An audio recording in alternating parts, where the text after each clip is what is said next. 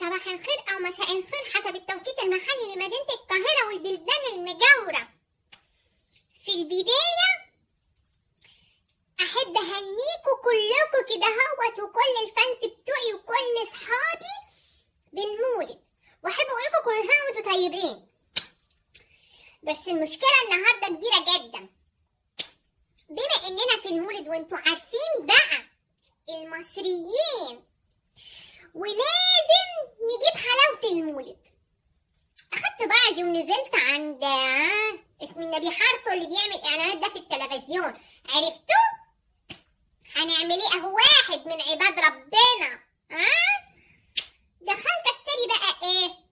حبة علف. العلف العادي اللي انتوا عارفينهم، حلاوة المولد اللي فيها سوداني وحمص والبتاع ده هو اللي هي الفولية والسمسمية والحمصية، الحاجات دي العلف اللي احنا بنجيبه والحلاوة والحاجات بتاعت حلاوة المولد دي. دخلت قلت اجيب ليا بقى والكريم حبيبي عشان ست دينا تاكل والفريدة حبيبتي وجوزها وابنها. قلت اجيب ايه 3 كيلو، كل واحد فينا كيلو. ابص الاقي بيقول لي الحساب 840 جنيه. يا خرابي يا لهوي، حلاوة المولد العادية اللي مرمية كده هوت في اي حتة في اي مكان بالرقم الفظيع ده فوق ال 800 جنيه. ليه يا اخويا؟ ليه؟ وعشان ايه حلاوة المولد اللي احنا بنستناها في المولد ناكلها بالرقم الفظيع ده؟ ايه اللي حصل في الحياة وفي الدنيا؟ مالكوا يا جماعة؟ في ايه؟ هو انا يا اخويا رايحة اجيبها من باريس ولا من امريكا ولا من ديزني لاند؟ دي الحلاوة العادية اللي احنا بناكل. حلاوة المولد، يعني ابسط حاجة حلاوة المولد. كمان ده عايزين تخلوه علينا بالمنظر ده وناكلوش كمان؟ طب يعني انا اخش اطلب ايه؟ ربع كيلو ولا حلوياية ولا فولياية ولا حمصياية؟ ايه اللي بيحصل؟ انتوا اتهبشتوا في نفسكوا كده ليه؟ في ايه؟ ايه الغلو اللي احنا فيه ده؟ يعني انا لما احب اكلها اجيبها منين؟ من على الرصيف؟ ااكل العيال من على الرصيف؟ ايه اللي بيحصل؟ مالكوا؟ الغلو بقى في الطالع ليه طالع كده بالمنظر ده؟ طول عمري بروح اغطي العيله كلها حلاوه وما ادفعليش 60-70 جنيه عادي. النهارده بص يا فوق 800 جنيه.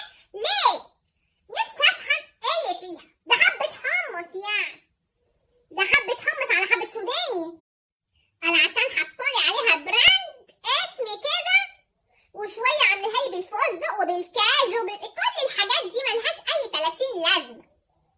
الحلاوه الاصليه المصريه الاصليه بتاعت كل بيت هي المربع ده اللي فيه فول فول سوداني يعني، والمربع التاني او المدور اللي هو فيه حمص اللي اساسا كلنا مش بنحبها اصلا، والسمسميه دي اللي تقريبا بتتاكل، والعلف بقى مش علف الحيوانات، لا العلف هي اسمها كده اللي هي الصوابع الطويله عادي، يعني مش افتكاسه. خليتوها لي اشي بالفستق والبندق والجزدق واللصدق. في ايه معاكوا؟ اعمل ايه انا دلوقتي؟ يا فضحتي ابيع هدومي عشان اخش اجيب 3 كيلو حلاوه؟ اعمل ايه دلوقتي في الفضيحه اللي انا فيها؟ الفانز بتوعي دلوقتي يقولوا عليا ايه؟ طب انا عايزه حلاوه بقى، اتصرفوا جيبوا لي حلاوه.